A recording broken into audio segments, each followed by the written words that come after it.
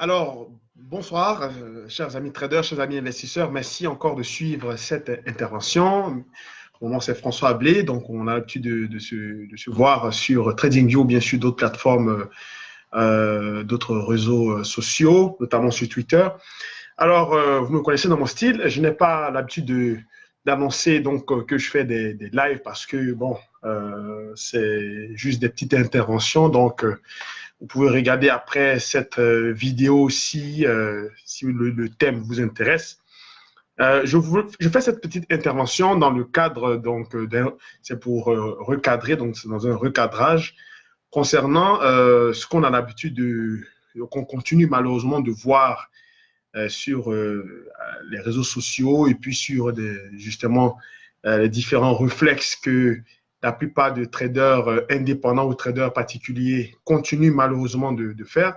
C'est-à-dire, c'est de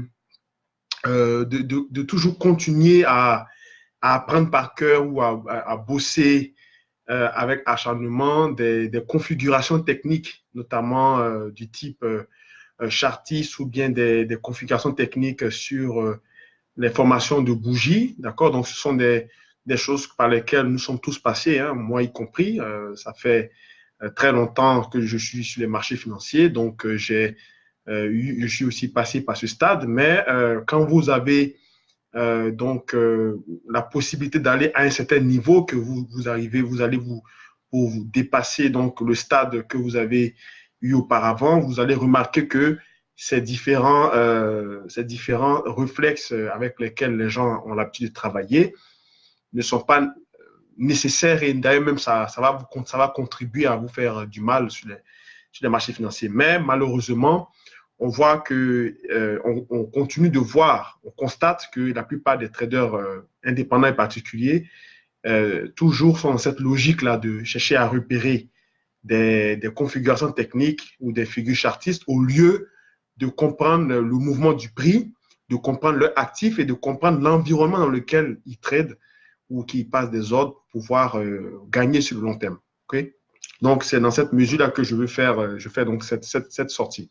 Alors, bien sûr, c'est très facile et c'est très intéressant lorsqu'on commence à étudier les marchés, donc, quand on apprend les figures chartistes, hein, c'est-à-dire les biseaux ascendants, les triangles de compression, les diamants, les rounding bottom et ainsi de suite. Bon, je les connais également comme ça sur le volet. Il y a aussi des configurations techniques au niveau des formations des bougies, notamment les Arami, les Marubozu, les Dark Cloud. Donc, bon, je les dis en anglais parce que je les ai appris comme ça en anglais, mais en français, ça donne des couvertures en nuages noirs, des étoiles du matin, donc Morning Star, des Shooting Stars, bon, étoiles filantes, ainsi de suite. Bon, voilà. Donc, vous connaissez à peu près cette petite, on va dire, bibliographie là de configuration technique qu'on apprend et qu'on pense que c'est ça la bourse.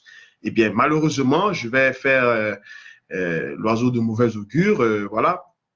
Mais ce n'est pas.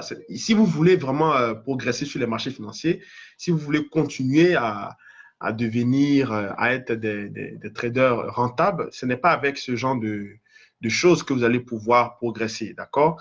Il y a eu un moment dans l'histoire de la finance que ces trucs-là ont été souvent, hein, ont été souvent évoqués parce que ça a commencé à devenir populaire. C'est un phénomène qui vient bien sûr des marchés japonais et aussi qui a pris l'ampleur sur les marchés aussi nord-américains. C'est pour ça que souvent hein, les noms des bougies japonaises ont soit des noms japonais ou des noms anglophones. Quand on parle de Marubozu, on sait que ça vient du Japon. Ou quand on parle de Dark Cloud, donc couverture en nuage noir, ça vient également des salles de marché au niveau des Nord-Américains, d'accord? Et il y a eu beaucoup de recherches qui ont été faites là-dessus, notamment pour ceux qui ont lu le livre il y a Nielsen, il y a Bukowski, dans les années 90 et 2000, d'accord? Il y a aussi son livre là, The Encyclopedia of Technical Pattern. Donc, il y a aussi les travaux du du professeur François Baron sur l'analyse chartiste que la plupart des traders francophones particuliers ont lu, d'accord? Donc, on les a tous lus, ces ouvrages, bon, ça nourrit, on va dire, la connaissance générale des marchés, ça nourrit la connaissance technique des marchés, mais vous devez savoir que dans le monde de la finance, dans le monde du trading, dans le trading professionnel, d'accord, ou institutionnel, ce genre de choses ne sont pas prises au sérieux, d'accord? Donc, ce n'est pas avec ça qu'on gagne de l'argent sur les marchés financiers. J'en connais des gens qui sont même eux-mêmes prêts à écrire des bouquins sur ces détails techniques, mais qui ne gagnent pas nécessairement sur les marchés financiers parce que ça relève juste du domaine de la connaissance et on va dire, de la culture générale des marchés. Je mets ça sur ce point-là. Mais au niveau on va dire, de l'ingéniosité pour pouvoir faire des coups en bourse, ces trucs-là ne sont pas assez crédibles. Et là-dessus, j'ouvre une parenthèse parce que je vois souvent des formateurs, bien souvent des formateurs bidons, qui continuent de vendre ça à leurs clients ou aux traders particuliers parce que c'est facile de vendre, de faire croire à quelqu'un qui n'a jamais vu les marchés financiers ou bien qui ne connaît pas les marchés financiers que voilà, tu regardes quand le marché forme une couverture en nuage noir et que le prix est sur les 60% ou 61% de Fibonacci précédé d'une tendance haussière, bon, le retournement baissier se fait. Donc, tu peux commencer déjà à shorter. Bon, on a lu plein de choses comme ça. Ou bien Golden Cross, moyen mobile, EMA 8 sur bande de Bollinger et ainsi de suite. Toutes ces choses-là, bon, plein de thèmes, voilà, des trucs absurdes, voilà. Plein d'indicateurs stochastiques au-dessus de 80 avec croisement de moyenne mobile 20 avec RSI. Et puis à l'Europe, on se met à shorter. Donc, toutes ces choses-là, je vais dire, ça a marché, hein, ça a marché dans le temps. Il y a même des robots, des algorithmes qui ont été créés là-dessus.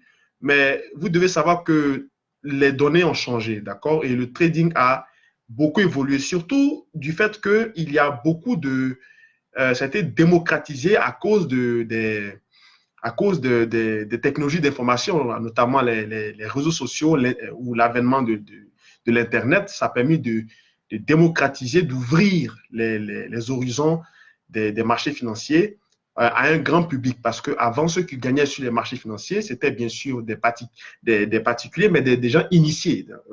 C'était entre professionnels, vraiment. C'était un secte très fermé.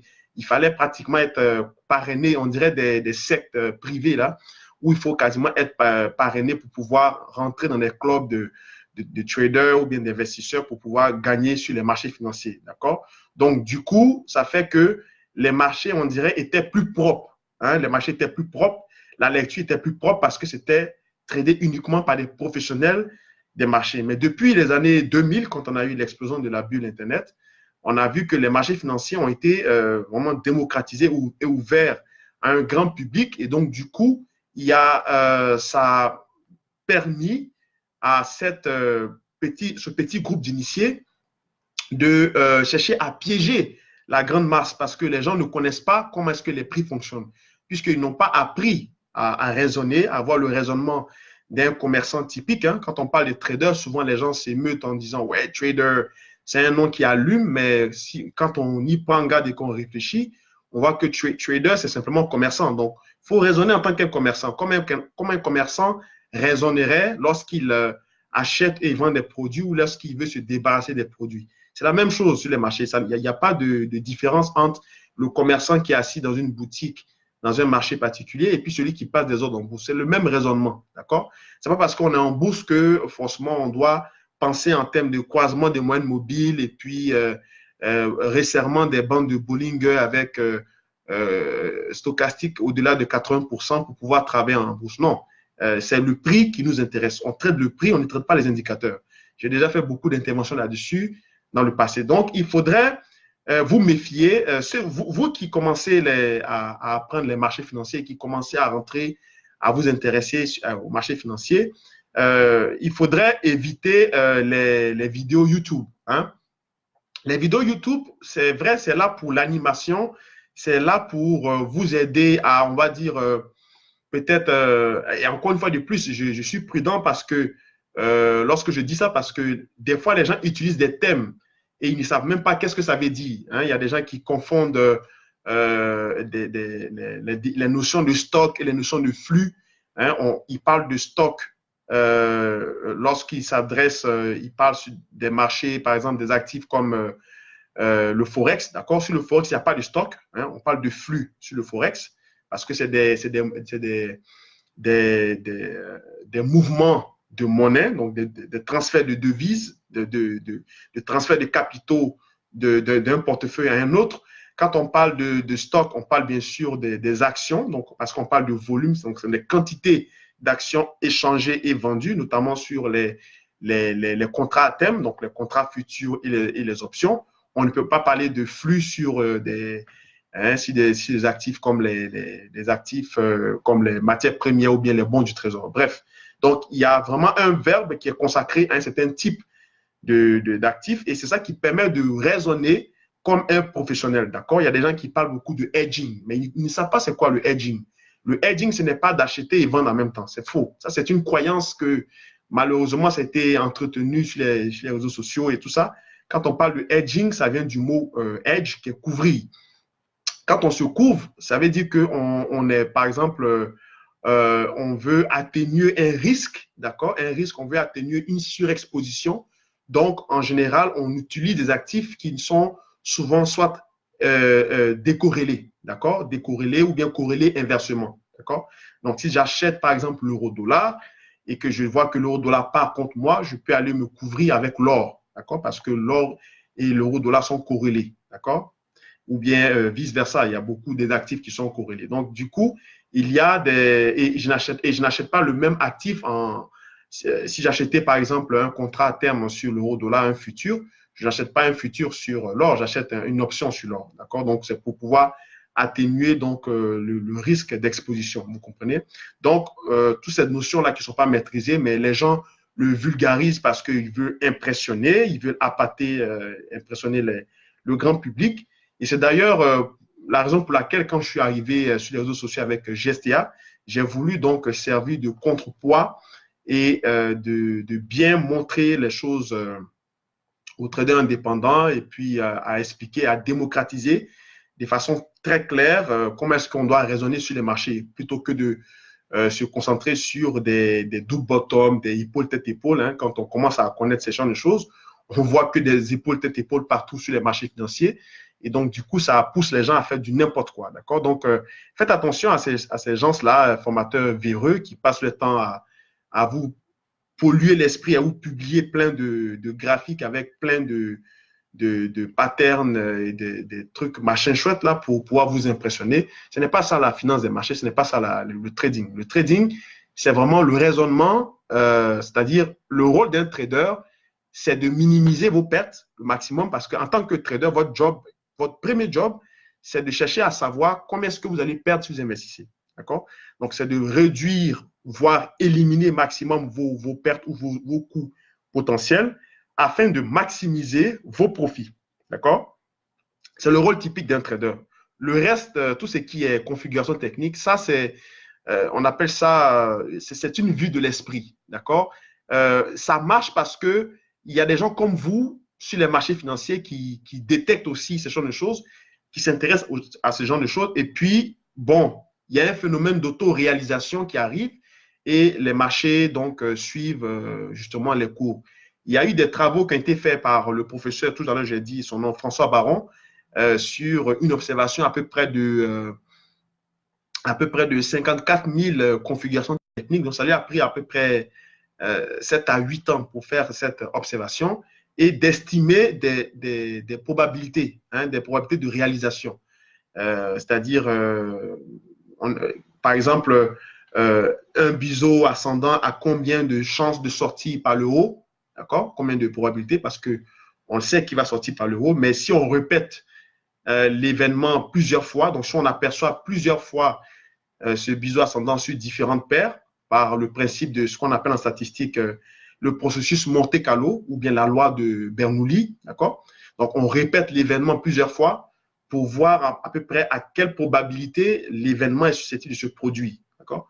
Donc, il a fait ses travaux et il a estimé des probabilités, il a vendu son livre et donc, ça donne une idée aux traders de savoir quelles sont les configurations qui marchent le plus ou pas. Bon, mais il ne faut pas oublier que le livre est sorti au début des années 2000, hein? Donc, c'était très populaire, c'était l'effervescence avec ces genres de choses. Mais là, nous sommes dans un nouveau cycle, on est dans une nouvelle décennie. En 2020, ces histoires-là, ça ne marche que une fois sur 10 ou deux fois sur 10, d'accord? Pas plus.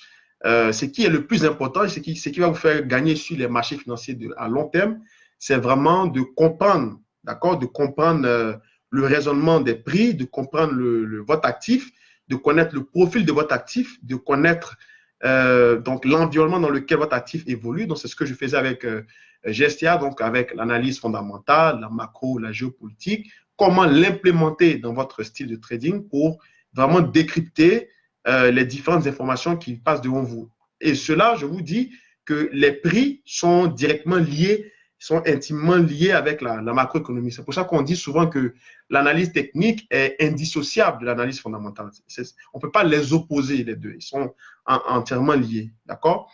Donc, il faudrait faire attention parce que beaucoup malheureusement, de formateurs bidons vont vous vendre ça parce que c'est plus facile de vous faire avaler, de vous faire appréhender ça.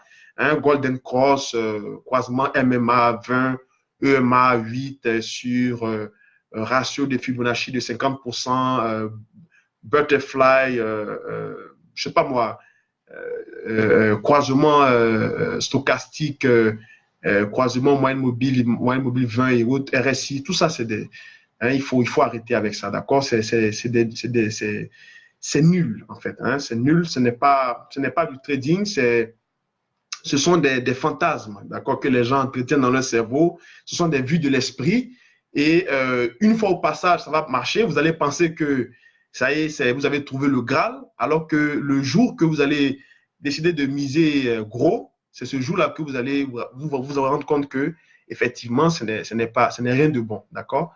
C'est des choses que vous allez voir ça une fois sur deux en passant comme ça sur les marchés, mais ça ne peut pas vous donner, ça ne peut pas garantir, d'accord, la durabilité et ce n'est pas viable sur le long terme à ce que vous puissiez devenir des traders rentables, d'accord?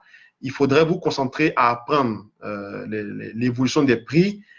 Il faut chercher à comprendre qu'est-ce qui est derrière le prix, l'environnement du prix, comment est-ce que le prix évolue, est-ce que mon actif est un actif surévalué, est-ce qu'il est suracheté, et ainsi de suite. Les indicateurs techniques, comme je vous ai dit, ce sont des outils de confirmation, d'accord, de confirmation de notre analyse. C'est-à-dire que on veut tester, par exemple, la puissance d'un marché, on veut tester le mouvement d'un marché, donc on le confronte avec un indicateur technique parce que les indicateurs techniques suivent, bien sûr, les prix, d'accord, parce que l'élément le plus puissant, c'est le prix, d'accord. L'indicateur technique, comme le marché lui-même, se réfère au prix. Donc, ça ne sert à rien de suivre quelqu'un qui suit quelque chose d'autre. Il faut suivre directement la personne, c'est-à-dire le guide, d'accord. Et les indicateurs techniques, généralement, qui sont puissants, ne sont pas que des indicateurs techniques. Ce sont aussi, par exemple, des systèmes de trading. Par exemple, comme l'indicateur Ishimoku. Alors, l'indicateur Ishimoku a mis, par exemple, 20 ans à être créé. Ça a mis 20 ans avant qu'on le publie. Donc, lui-même, l'Ishimoku, ce n'est pas en fait, il n'est pas seulement un indicateur, il est aussi une philosophie de marché. Hein, parce que Ishimoku vous montre en fait l'équilibre du marché en un clin d'œil. C'est ce que ça veut dire, Ishimoku Kinkoyo. D'accord? Donc, l'équilibre du marché, ça veut dire quoi? Ça veut dire qu'il n'y a ni. C'est un marché qui n'est pas contrôlé ni par les acheteurs, ni par les vendeurs. Donc, c'est-à-dire en termes d'offres et de demandes, on est dans un équilibre. Quand les prix se retrouvent dans le nuage et ils sont aussi entremêlés avec la Tenkan et puis la Tenkan qui est en fait la courbe se représentée souvent en bleu qui symbolise en fait les pré-signaux. Et puis la Kijun qui est en fait la courbe en mauve généralement représentée, qui peut jouer le rôle de support ou de résistance quand les cours et en clôture et les cours de façon active ils sont tous entremêlés les uns envers les autres dans le nuage.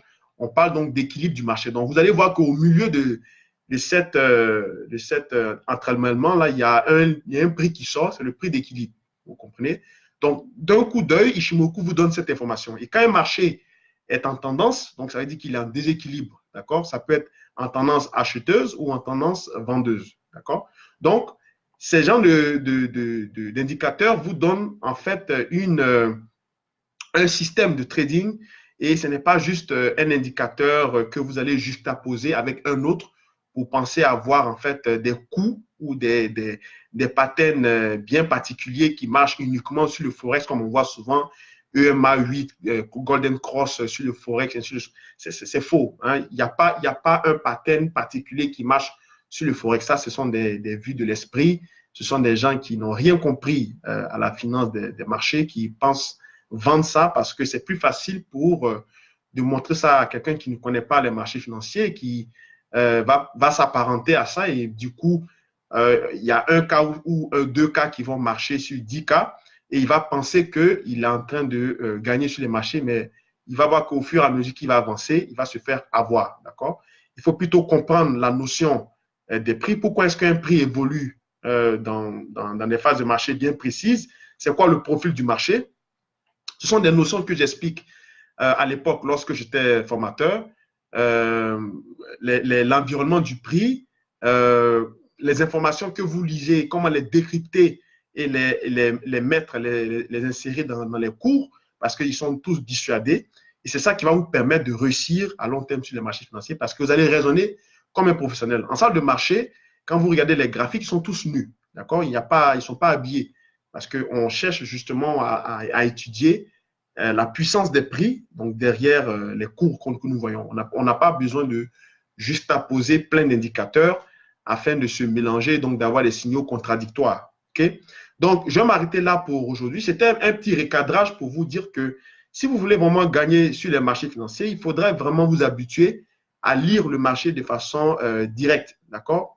Et vous pouvez le tester avec un indicateur particulier, ça peut être Ishimoku, ça peut être les moyennes mobiles pour voir un peu est-ce que le marché est vraiment surcoté ou est-ce qu'il est sous-coté par rapport à sa moyenne. Donc, ça marche très bien.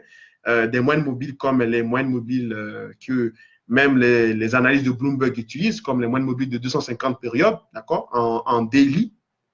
Ça marche très, très bien, mais c'est seulement pour l'analyse, d'accord? Parce que, comme on dit, indicateur technique, ça sert pour analyser techniquement le marché, d'accord? Ce n'est pas lui qui va vous donner le signal d'achat ou le signal de vente. Le signal d'achat ou le signal de vente, c'est votre raisonnement logique, votre sens d'interprétation, d'accord, du prix par rapport à son évolution dans le temps et par rapport à son profil qui vont vous donner donc l'entrée ou la vente. D'accord? L'entrée d'achat ou l'entrée de vente. Maintenant, l'indicateur technique sera là pour vous confirmer ou bien vous infirmer que effectivement je dois rentrer à l'achat ou je dois attendre un peu avant de pouvoir me positionner. D'accord? Et c'est des choses, c'est cette philosophie-là que j'enseigne justement que j'enseignais dans mon académie. D'accord? Alors, je vais m'arrêter là pour ce soir. Merci encore d'avoir suivi cette énième intervention. De temps en temps, comme ça, je vais faire des apparitions rapides parce que je suis très occupé ces derniers temps. Mais je vais bien sûr continuer à publier des choses que je vois qui ne sont pas correctes et puis aussi à vous donner, à vous partager quelques astuces et trucs pour que vous puissiez réussir sur les marchés. N'hésitez pas également à m'écrire et à visiter mon site qui est françoisabedot.com. Vous allez retrouver dans le descriptif à la fin de cette vidéo. Il m'envoie des questions. Vous pouvez aussi me joindre via Twitter, Facebook, Messenger et ainsi de suite. Donc, je ne suis pas caché, vous savez où me trouver. Alors, merci encore. Passez un très belle fin de semaine, très beau week-end aussi, si on ne se voit plus. Et puis, à plus tard. Au revoir.